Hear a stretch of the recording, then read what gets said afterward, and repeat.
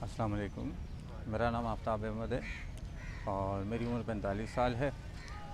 तकरीबन 45 साल ये हो गया। मेरे बैक साइड पे आपको जो कब्र नज़र आ रही है, 45 साल से हम इस कब्र को देख रहे हैं। हमारा बचपन इस कब्रिस्तान में। नाम क्या है पूरा?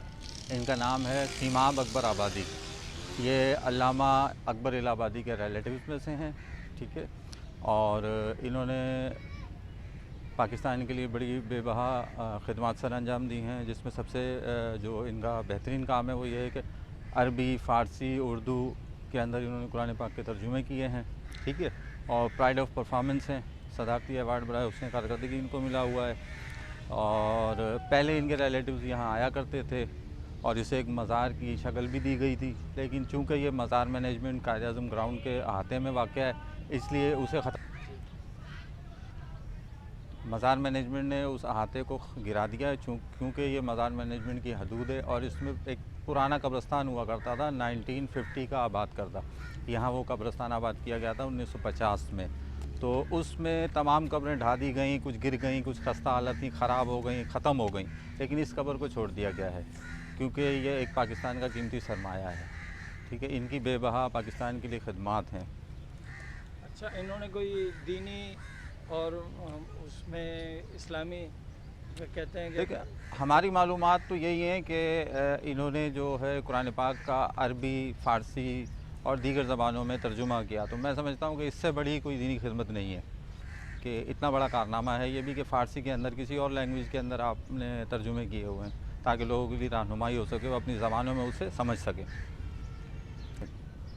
अरसा दराज हो गया इनकी फ़ैमिली में से आज तक हमने किसी को नहीं देखा, लेकिन बहुत पहले तकरीबन अरसा 10, 12, 15 साल पहले इनके रिलेटिव्स हर इनकी सेरेमनी जो होती थी, डेथ सेरेमनी, उस पर आया करते थे। यहाँ पे एक बाकायदा टेंट लगा करते थे, कुरान ख़ानी होती थी, लंगर का एहतमाम होता था, दीगर चीज़ें यहाँ जो एक तदफीन के बाद की मराहिल हैं जो होती है वो किया करते थे। लेकिन अब हम देख रहे हैं कि काफ़ी अरसा हो गया है, 10-15 साल हो गए हैं कि यहाँ कोई नहीं आता और बिल्कुल इन्हें शायद इनके रिलेटिव भूल गए हैं। तो पहले की तरह वो माहौल नहीं है। अब अल्लाह बेहतर जानता है कि क्या मामलात हैं उनके साथ, वो क्यों नहीं आते।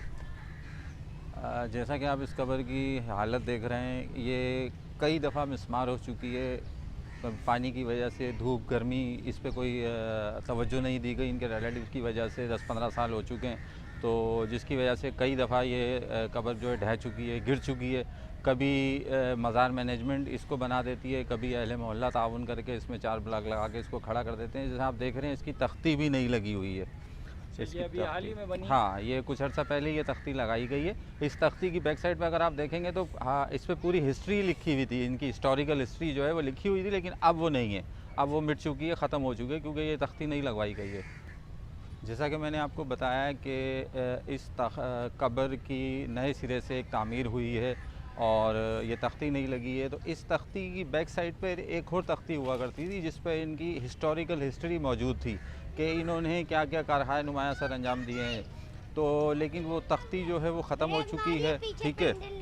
तो हमारी हुकूमत से या इनके जो भी रिलेटिव्स हैं उनसे इल्तमास है कि इस तख्ती को, इनकी हिस्टोरिकल हिस्ट्री को इधर आवेज़ा किया जाए, ताकि जो शख्स इधर आता है वो एक कब्र देखकर उसका तजस्सुस बढ़ता है इस तरफ आने में, तो वो आए, देखे और देखे कि ये वो शख्स है कि जिसने पाकिस्तान के लिए, मुसलमानों के लिए क्या कारहाय नुमाया सर अंजाम दिए हैं। तो इनको इनकी हिस्टोरिकल हिस्ट्री मुकम्मल पीछे जिस तरह पहले थी उस तरह होनी चाहिए, ताकि हर आने वाला रहनुमाई हासिल कर सके।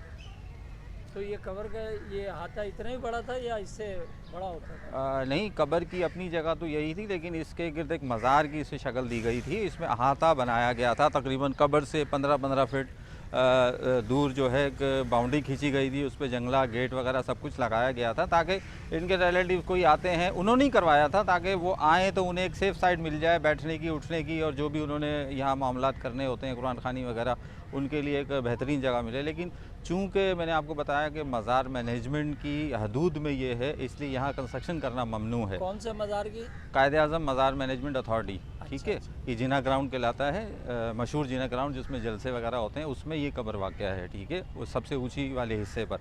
तो वो जो अहाता खींचा गया था उसे मस्मार कर दिया गया, क्योंकि यहाँ कंस्ट्रक्शन करने की इजाज़त नहीं है। लेकिन चूँकि ये एक असासा है, कीमती असासा है, लेकिन इस कब्र को मस्मार नहीं किया गया।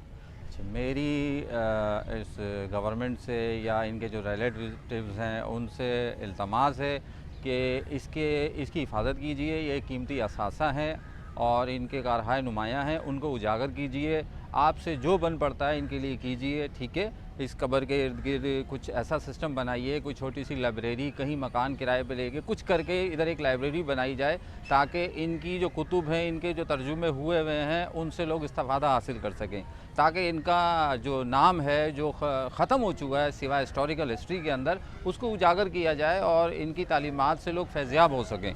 जितनी मालूमात मुझे थी मैंने आप तक शेयर करी। इसके अलावा बेशुमार इनकी हिस्ट्री है, जो आप हिस्टोरिकल में जाएंगे तो आपको पता चलेगी इनकी असल हिस्ट्री क्या है। ये तो हमें सीधा मालूमात थी, ठीक है, एक आम आदमी है, इनकी हैसियत से हमने आपको बता दिया, लेकिन असल हिस्ट्री क्या है वो आपको दीगर गूगल पे सर्च कर लें, वहाँ से आपको मिल जाएगी, ठीक है। तो मेरी यही है कि आप तवज्जो दें इस पर और इसके लिए जो बन पड़ता है आप करें।